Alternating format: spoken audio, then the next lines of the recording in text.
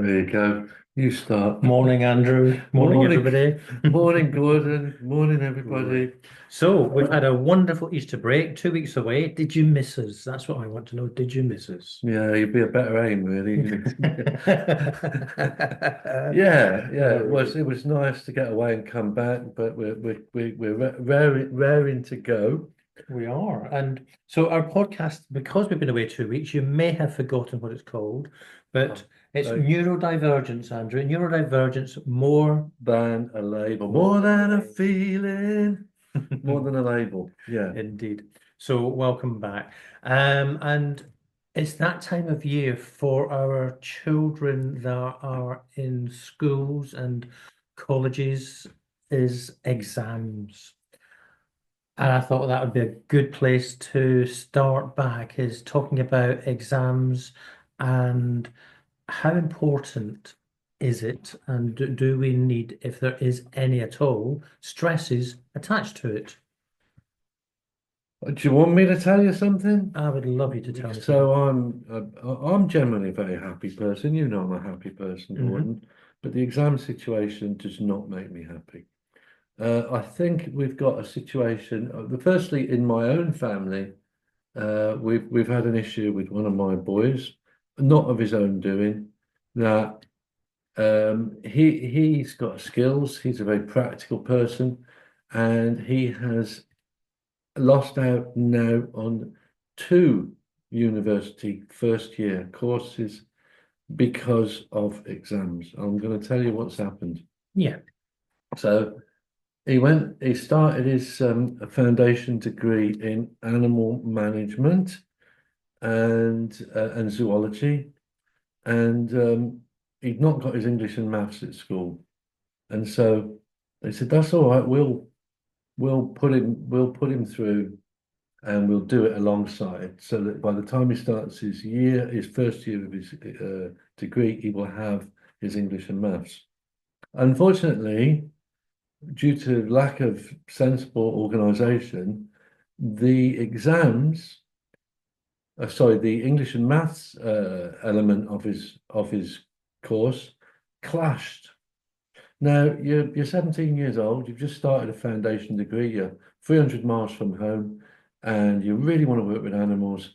And the animal management workshops are clashing with English and maths, which he needs. But nonetheless, which one are you going to go to, Gordon? I'm going to go the one that interests me most, and that will be the animals. Exactly.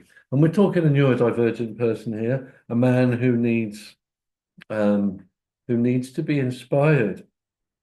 So he didn't go, and it was a dreadful situation. The college in question ought to be ashamed of themselves. 17-year-old boy starts at uni, about 3 weeks, 4 weeks in, because he wasn't conforming. They actually so many things they did wrong to him. They didn't look into his well-being at all. And the final straw was they cut off his food pass. So they're starving him out. You're right. So that was that. We could have dealt with this. It doesn't need to be like that. But anyway, so he came home for a year and we did a lot of looking about and he found a musical instrument making course. In fact, I found it for him, but he said, that's great. I'd love to do that. Same thing, foundation degree, got to get your English and maths. We will do the English and maths alongside. Mm. Yeah. This time they did it well. He went to English and maths on a Wednesday and he made his musical instruments on a Thursday and Friday. Today, in fact. Yep. Unfortunately, he can't do the English and maths. It's just not within his ability level. And more than that, uh, um, because he hasn't done the English and maths yet, Hmm. his place in the degree has been taken. Right. So from a calendar point of view, the degree places are filled first before we've got the results of the English and maths. And this is because um, they use projected figures, don't they? Yeah. And Yeah.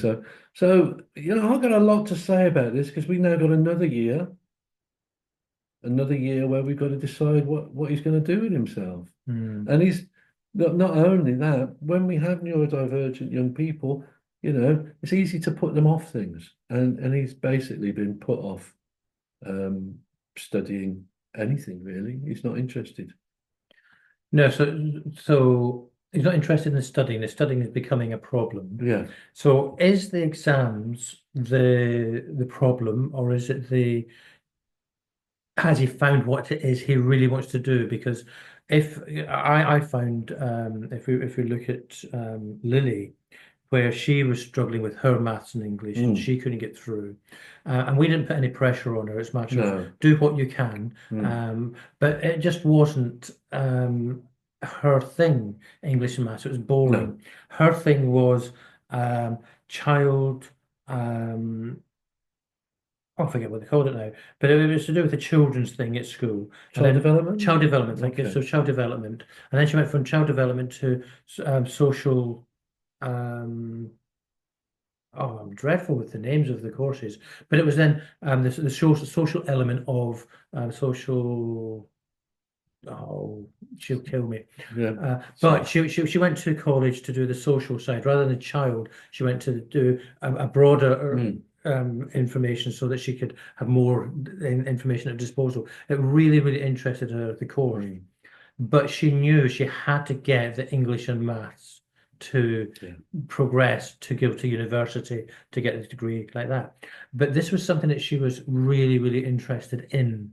So she could do the social course, knowing that I hate my English, I hate my maths, but I have to do it So to get on. So therefore, the motivation wasn't the English and maths; it was to get to where I want. I have to have that. I have to say his attendance has been exemplary. Yep. I'd say he's done his best, and he's just not English and maths. And the sad thing is, the really, really sad thing is he's been identified as best student of the year. Right.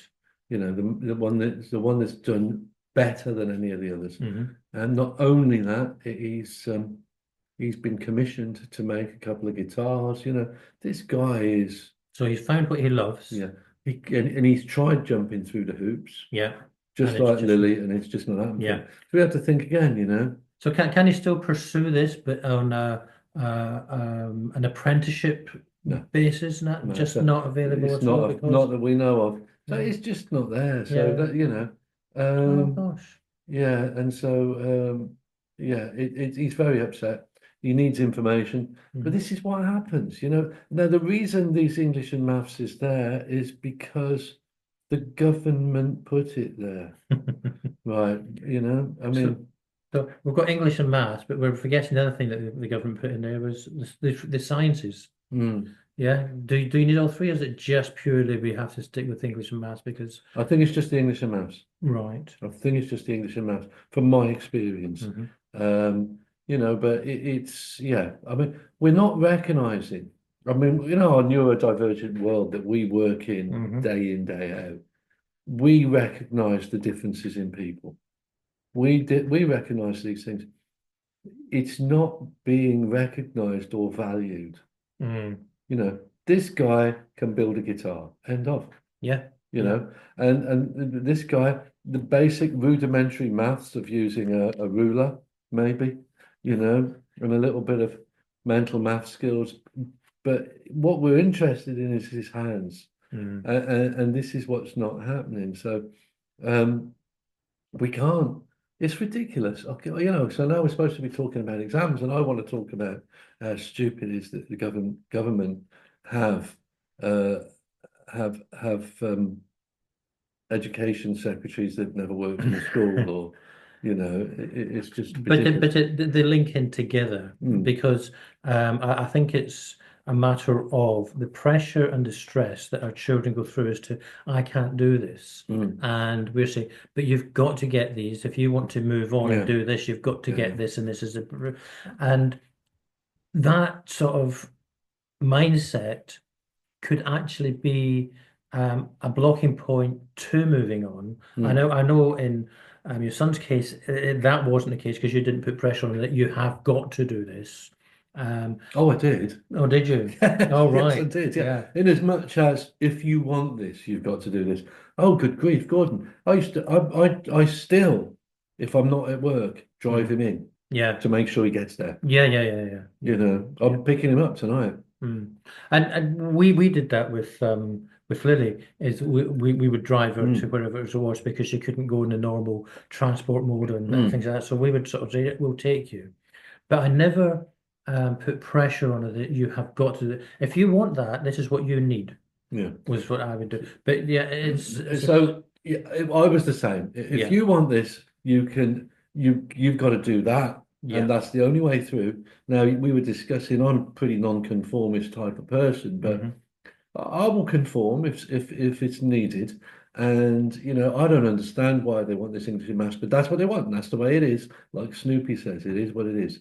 And so you've got that situation, and I will support him. And if supporting him means driving him from one town to another and pushing him through the door, Yeah, I'll do it. yeah, You yeah, know, yeah. because for him, and of course, the irony is he could pass his English and maths now. He may well. Hmm. It's too late. Yeah. And the course places are so small that there's no clearing or anything like that. Hmm. So, it's a big Yeah. shame. Big, big shame. What can you do? You know. Okay, so is that something that we as parents should be worried about and putting pressure on, or is it a matter of if they don't? So we were fortunate, Lily got her Mm, maths and English. It took her probably 3 years longer than she was wanting to, but she got it yeah. and got in. But for Ruben, he's missed this chance. Well, Is that a worry, or is it something that we sort of think, oh my God, his time has ended now, or that's good. You're asking about Ruben because we were talking before we went on air. Um, can you tell I've got a radio show now? Before we went on air. Um, and um, and Ruben is a guy that'll switch off. Hmm. I've tried that, didn't work. Screw you. That's Ruben, and I understand that. What I would also say though, um, is on my watch, in my time as a consultant going into schools, there have been 3 suicides Hmm. in my radius. One, all 3 were totally just unbelievably unnecessary. I don't know if that's the wrong word. I don't want to, I don't want to offend anyone by using the wrong vocabulary, but that's how it felt to me. Yeah. So but what I will say is that, spoiler alert, by the way, and if you're bothered by this kind of thing and you want to switch off, now's your time. So one was because of bullying, and bullying, what can you do? But I mean, it's very hard. I was lucky. I went to a pretty tough school and I got bullied, but the reason I was lucky was because I knew I was better than this, Hmm. and I knew I could move on, and I knew that I didn't have to stay in that crummy town with that crummy school and what have you, and Yeah. with these crummy people, and so I was lucky, so I could get in that mindset of saying this is just a temporary thing. Not everyone can do that. No, no, no. So that was the first, but we're talking about exams. 2 suicides on exam stress. Mm. 2, and I remember coming home to the kids and saying, both times, saying, listen, don't get het up over exams. And I remember I said to you before the podcast this morning, I said, as long as you do your best. And I said, no, hang on. Not even if you do your best. You don't have to do your best. Just don't treat it as that important. Yeah. There are a lot of people out there who've gone different routes through life and found what they needed and found what they wanted, Hmm. you know. And if we go back to Ruben, he wants to travel. Yeah. Yeah, well, you don't need your English and maths for that. No. It's certainly not a qualification. Yeah, Yeah. And your English and maths will come from it because you have to do your research and everything yeah, else, and there's lots of stuff in there. But you're absolutely right. And I think if we take the pressure off, then because I didn't know when I was at school all those years ago that what did I want to do? I had no idea. So therefore, exams Mm, weren't that important to me because I had no direction for my life. Yeah, I've got to go and work, but what did I want to do? The one thing I wanted to be, and that's only because my dad was at one point, was a copper. mm, Yeah, so I'm going to go to the police force. And you could join the police at age 16 as long as you passed the entrance exam that you had to take. So I got on my bike, I raced up there, mm, and they more or less called me absolutely stupid because the exam that I took, I don't think I got anything on it really. It was really bad. And so therefore, Gordon, you cannot join the police force at this stage in time. Try again later. So I thought, oh, I know what, I'll go and do retail. mm, And then I'll come back in when I'm 18, when I can come in mm, and do it and don't have to do that exam.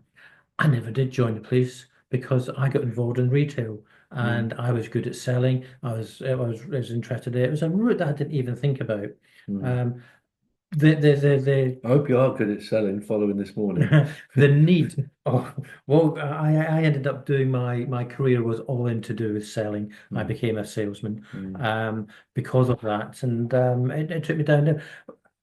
I learned about people, but I don't think I knew what I wanted to do until I was 50 years old. I think there's a lot of people like that, and I'm not far off it myself, I don't think, Yeah. certainly in my 30s. But the interesting thing is that, from a similar point of view, I was, when I was at school, I did not know I was neurodivergent. Hmm. I didn't know I was ADHD and all the other things that may or may not be, floating around in my brain. But what I remember thinking was, this is boring. This is really boring. I'm not engaged whatsoever. And I left school. I've actually got, if this will make you laugh, I was going to uni at the age of 33. Hmm.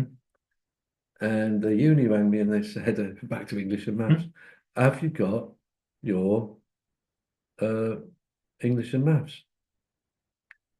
I said, yeah, I did them at secondary school, 16 years old. 15 I was when I left school. So Hmm. I did a CSEs, they were They called were then. CSEs, no levels. Yeah. And so I did my CSEs. And I said, but what had happened was, before leaving school, I'd vandalized something. Uh-huh. Right. So, and you want to hear what I vandalized? Go on, because everybody will want to know. Okay. So you had to take your library books back before you left. Hmm. So I did a miracle on miracles. I took my library books back. And back in those days, all the boys, I say boys, I never see a girl who did it, carried little Swiss Army knives. Yes, yeah. And I couldn't do that now, thankfully. It's not something we want. I went up and this teacher had made this big diagram of all the books and who'd got what books and what so I went up with my little knife and I cut my name out. Big hole where my name was. And anyway, they wouldn't let me have my exam certificates All right. because I'd done this. They weren't going to let you have your exam certificates if you didn't take your library books back. Hmm. But you know what? It's really interesting. And this is a neurodivergent curse. I was told off on the bus leaving school for the very last time. I was also told off on my first day of school, aged 4. Yeah. I bookended it with being told off. And so, it's just so anyway, years later, my university, they said, we can't start till we see your English and math certificates. Wow. So I found out, it's 19 years ago or something. I started at 33. And so I phoned up my school. This is absolutely true. Nearly 20 years later, I said, hello, it's Andrew Whitehouse here. Have you got? I've been asked by my university. He says, hang on. And I heard a drawer open and shut. He said, yeah, I've got it here for you. Yeah. Oh my goodness. Yeah. Pristine, brand new CSE certificate. Been in a cupboard for all those years. Nobody thrown it Wow. out. Gosh. Anyway, but that's the English and maths for you straight away. Yeah. Absolutely Yeah. straight away. And I did my maths. I've never studied for an exam ever. Really? No. Mm. And that came when I was at college and I failed my algebra. Hmm. And I kept doing it and doing it and doing it. And I failed 4 times. Mm. On paper, it says I failed 3 times All right. because I'm absolutely certain that my tutor fudged my paper for me. I think she changed things, and which is interesting because she's dead now. So, I don't know. Maybe she didn't. But when she said, I remember she was in a corridor and she went like that. Yeah. I thought that's a dirty lie. Yeah. You knew how bad you'd done. I knew how bad I'd done. Yeah. Yeah. Yeah. So Yeah. anyway, but it causes stress It and does it's a cause stress. barrier. And I think this is what the message we're getting here. It's a barrier to life. Yes. So unless you have got English and maths in your exams, you've got a barrier to life. Mm. 2 universities, 2 deaths, possibly, you know, um, not being able to get into uni, Hmm. all these things exams are, They're they're important, but are they important right now? well, yeah, there's that, yeah, Is the other question. yeah. What is it you're actually wanting? Oh, cheers. I'm doing the coffee. Thank you. We have to have good coffee. We've had a busy day so far, and we're just keeping ourselves going. We are Um, 10 o'clock in the morning. it is. Um, so Let me ask you a question. go on then. What can we do to help?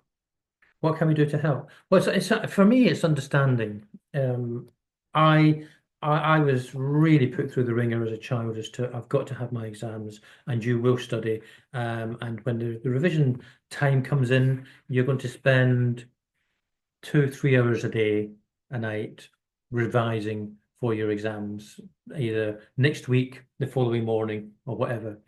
And it actually made it worse for me because my head got really confused because I was doing too much all at Yeah, once. I believe you. And I think 5, 10 minutes just quickly scanning, going over, yeah, got it, and then forgetting about it because it's up there. Hmm. We just need to let it flow. And how do we start? Can we start? I think if you're going to teach anything, read the paper, know to put your name and when to do that. And that top bit there of the important stuff of who you are, what your number is, whatever it is they need on that. And then read the paper and open yourself up to which is the easiest. What can I start with first? I don't have to start on number one. I can start wherever I want. Let's get the stuff I know out of the way. And then it will trigger one or two other things whilst we're flowing Yeah. that we're in there. But don't sweat it. It will come if it comes. If it doesn't, fine. And that I think is, I'm not one to advise a parent, but if it comes, it comes. I remember when my kids were born, probably before they were born, getting little bits of cardboard that big Mm. and writing their names to see what my kids look like on a business card, All right. you know, because the general vibe was in the house, not my vibe. The kids are going to be doctors, lawyers, Hmm. that sort of thing. And I was like, well, they'll be what they'll be. Um, and so it couldn't have been further from the truth, really, could Mm. it, with my Mm. kids? But you know, yeah, and understanding that they do what they need to do. A head teacher once said to me, he said, it was when this governmental thing came out, Hmm. everyone needs a degree. Yeah. Everyone has to have a degree. And there were some guys outside digging up the road. He said, where are these guys coming from in the future? Yeah. Yeah. Where are we going to get the guys that dig up the roads? Mm. Well, they get a degree in road digging, don't they? They've just retitled everything. But um, yeah, yeah, it, it's inappropriate. We have people, we have skills, like the whole if the world were a village, Mm. if the world were a village, the ADHD person be up all night making sure no one burgles the place, Yeah. whilst the Asperger person's busy curing cancer, and I'm being cliched here, but you know, everyone's got their skills, is what I'm trying to They say. have this good, and I think when you're going into the workplace, the amount of employers I have spoken to and listened to various people in employed positions or who are able to so in managerial positions, exams are important, but it's not the exam that gets them the job. Yeah. It's the individual, their drive, their passion, their character that is going to get them the job. Because when you're going for a job, it's are you going to turn up? Are you going to be doing this? Yeah. Have you got the passion for this? And what's your drive? Is it the money or is it actually this is the job you love? And so they're looking at the individual first and foremost, not the exams. Yeah. So for me, exams can come at any point in time. Yeah. It's get your character, get what your passion is, get to understand. Knowing you is the most important part. Yeah. But if we go back to how can we help, what can schools do? What should schools do to help our child get to the exam point? And I'm talking about the extra time, So the reasonable adjustments. the extra time, the scribe, the laptop, whatever is needed, the separate room. Now, they are not given. You're not automatically going to get them. You have to hit criteria. So the criteria, if you hit the criteria, that's one thing. So it's the extra time is the thing that bothers me. Now, if you want me to build a chair, yeah, that I'm sitting on. If you want me to build a chair just like it, and you say, I'm going to give you a week to build that chair, Andrew. Well, I'm not really much of a carpenter, and I can't build a chair like that in a week. Okay, well, as you're not much of a carpenter, I'm going to make a reasonable adjustment for you, and I'm going to let you make the chair in 2 weeks. I'm going to give you 2 weeks to make the chair. Says, well, I still don't know how to make chairs. Yeah. What often happens is the extra time comes in without the thought to what you're going to do with that extra time. The thought part is the most important part. Yeah. So how are you going to use that? And so if you get extra time, so if you've got me building a chair in a week and you say, no, you can have a fortnight, I'm just going to be more stressed in week 2 because I don't know how to do it. If you say to me, Andrew,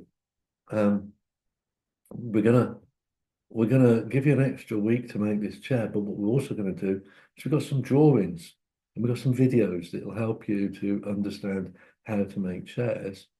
Yeah, I'm on for that. I'm on for that. So for extra time, I think extra time can be a disadvantage. Really, but because of the stress? Because of the stress, and because we don't, as you quite like, how do you use the extra time? Because actually, my children didn't need extra time, but they did. But it was still a matter of I'm in the exam and I want to get out of here as quickly as possible. So why do I need 25% extra time to anybody else? Okay. Right. Now I've got you 25% in case you need it. It's that safety net. Because if you're struggling and you've got really engrossed and you now do know what you're talking about, but now you're the panic of, I don't know if I can finish in time. I haven't got to worry about it because I've got extra time. So I don't have to worry about will I finish in time. That's not so that's one stress gone. So for me, that extra time is taking away the stress. Is I don't have to finish when everybody else does.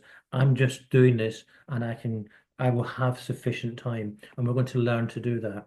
So I don't want you to use the extra time. I just want you to know it's there just in case. So I'll tell you something that happened to me in my university. We had to write. Now I'm going. What do they call it? Your thesis is not a thesis in an undergraduate degree, is it? But no. But whatever they call it, your big paper. Now, for whatever reason, I had a timed assignment after it. I don't know why. I've always thought that was the thing that you finished, but dissertation. But anyway, my dissertation was for my English degree, and it was a postmodern and biblical investigation of Roger Waters' Mammoth Opus, The Wall. So basically, Wow. it was about Pink Floyd, The Wall, and how it's been reinvented and what the messages were in it. And if you haven't ever watched it, it's great. It's really great. Bit disturbing, but very, very good. And in order to demonstrate my dissertation about The Wall, I had images, you know, images of sort of like animations and stuff that were in it. So you could spot mine from a mile off because it had all these images in it.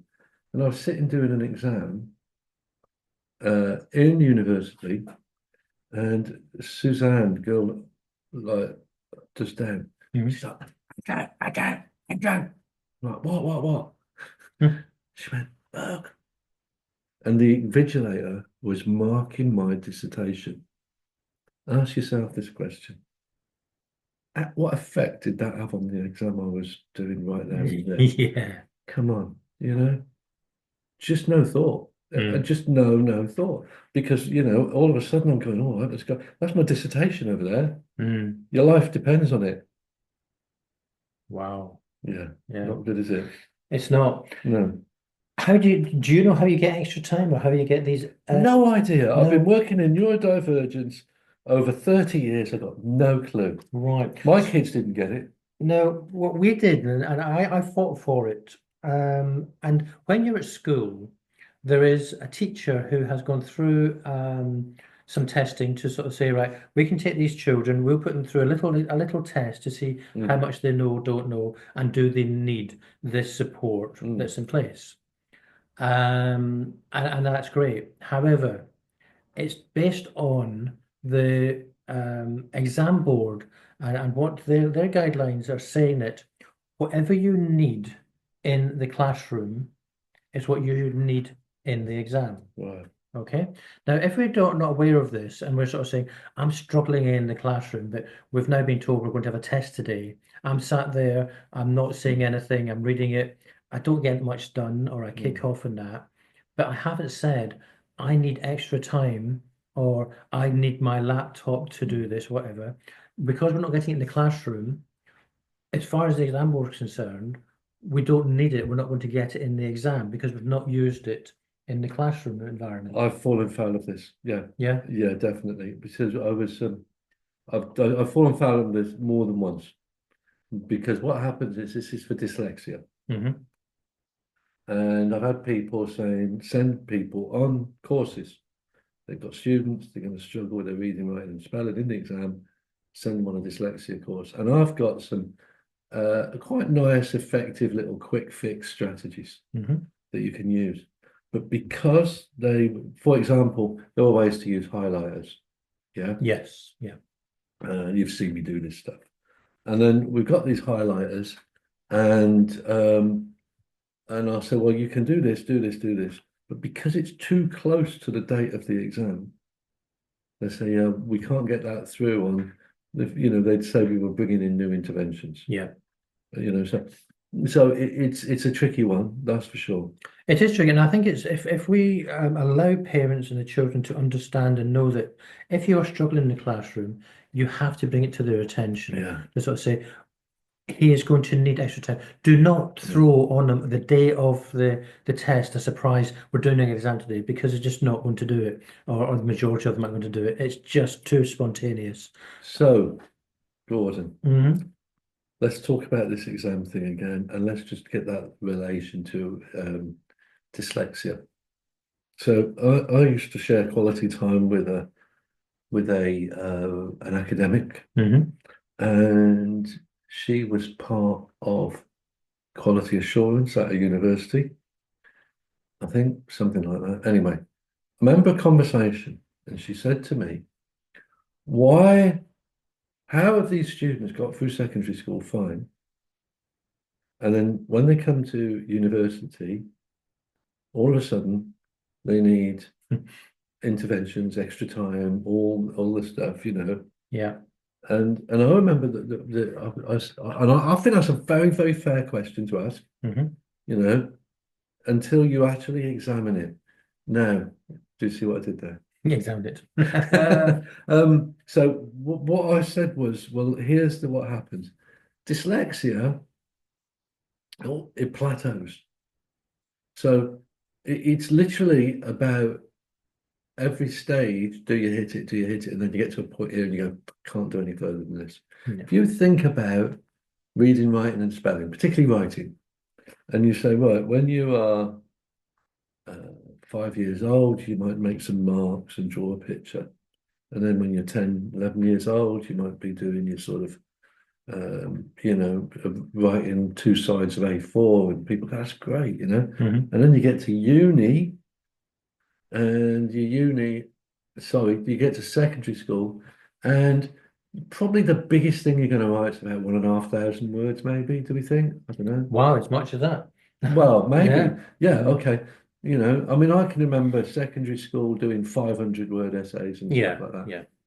And you get to uni, and I can remember this, my first week in uni.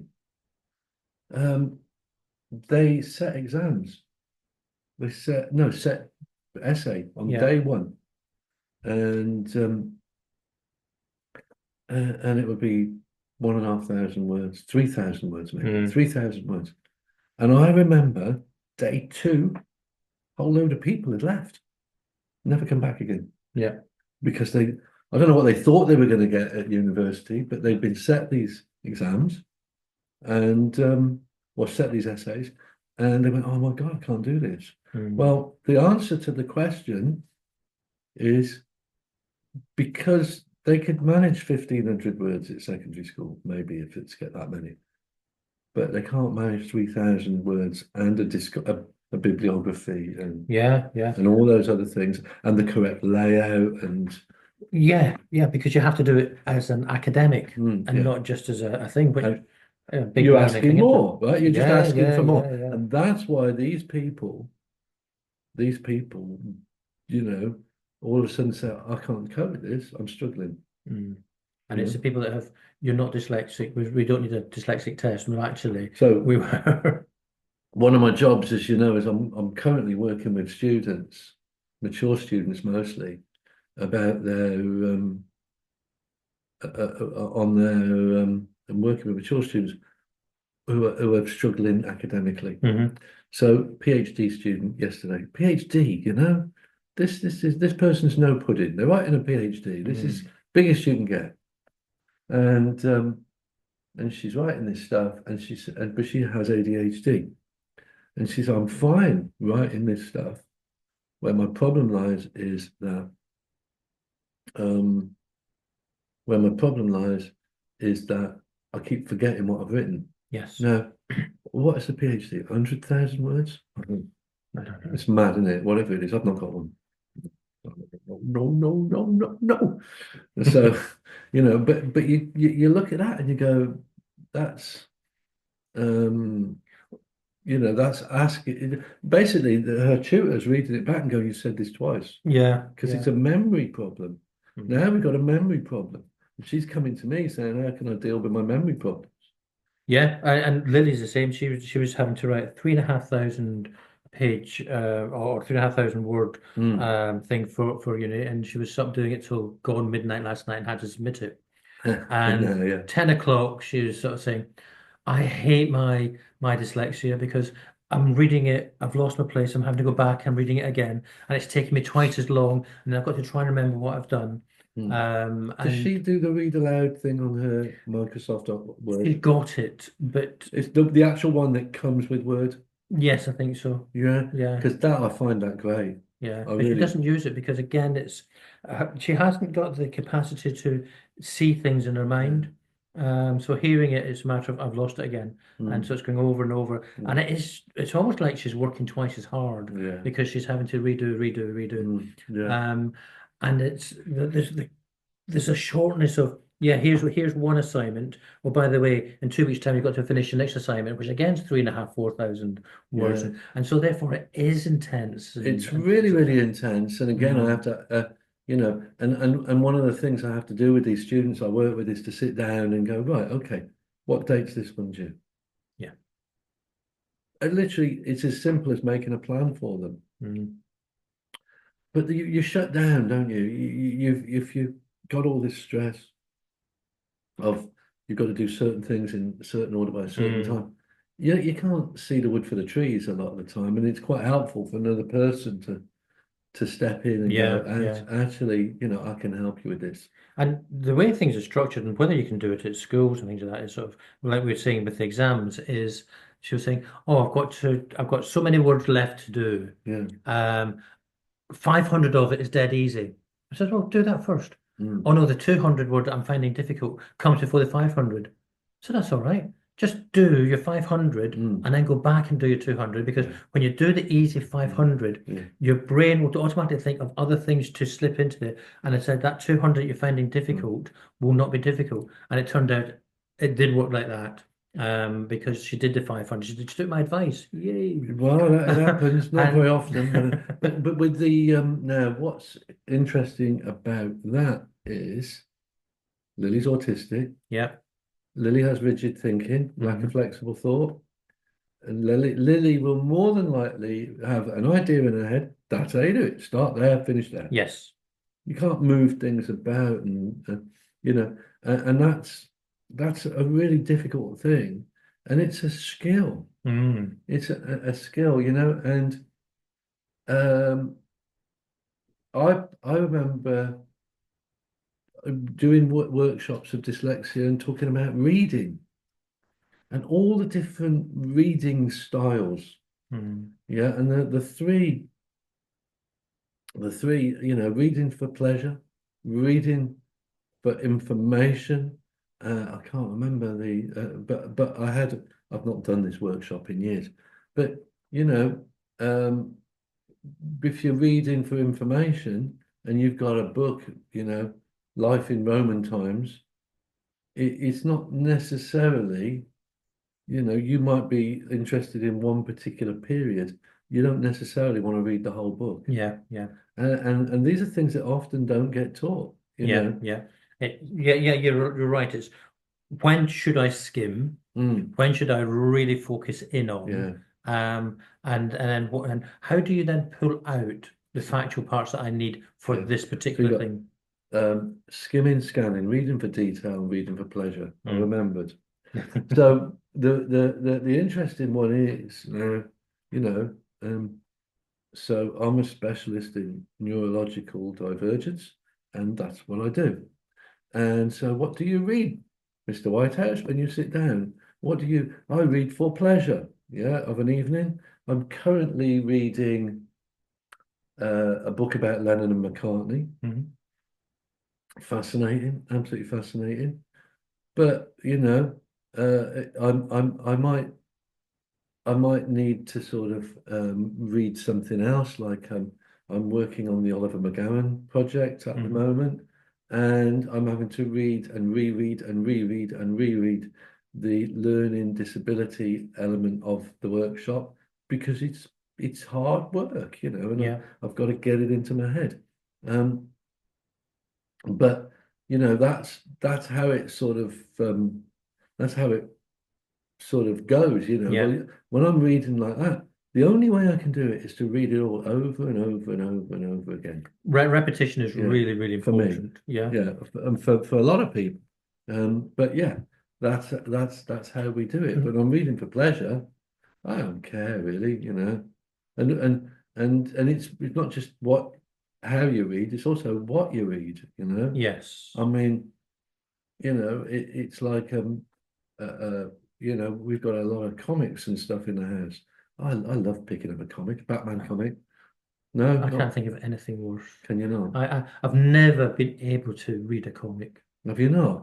I try, but it does my Do we head need in. to lend you one? No, no. Magazines, comic, I just cannot get my head around them. Let's see But I don't that's like reading. And I've had to learn how to read in terms of to gather information and be up to date with things. Mm, But my reading comes now. I can read for pleasure, and because you don't have to be too engrossed in it. mm, But when I'm reading for the factual stuff and to keep up to date, I find it very, very difficult. And I use technology. mm, I use the Spotify or the mm, other Audible mm. to listen and get them to read to me. And I had heard that if you're wanting to take things in, let's say you're revising for your exams and Mm. that, and that's a good way of learning, is record yourself into your phone or whatever, and then play it back later on so that you're hearing your voice giving you the Well, you're information. doing two things, aren't you? You're multimodal. You're speaking it and listening Yes, to it. and I, therefore it's going I, in I twice as like it. much. There's Um, some stuff going on there. But where at that time, I yeah, guess. what do you think? Be in Mm. touch. Be in touch. Let us know. To speak to Gordon, you can email him at Pact, PAACT, at hotmail.co.uk. it's not pack support. Did I just say Pact? Yes, it is Pact support. Yeah. Do you know? Yeah, Pact P support, PAACT support ah, at hotmail.co.uk. Thank you, Andrew. that's all right, mate. I thought you'd got a new email address. No. whitehouseandrew@hotmail.co.uk. Gordon runs a autism and neurodivergent local support group, and I do observations, consultations, interventions, and training for neurodivergent young people. Peace, love, stay out of trouble. Bye bye.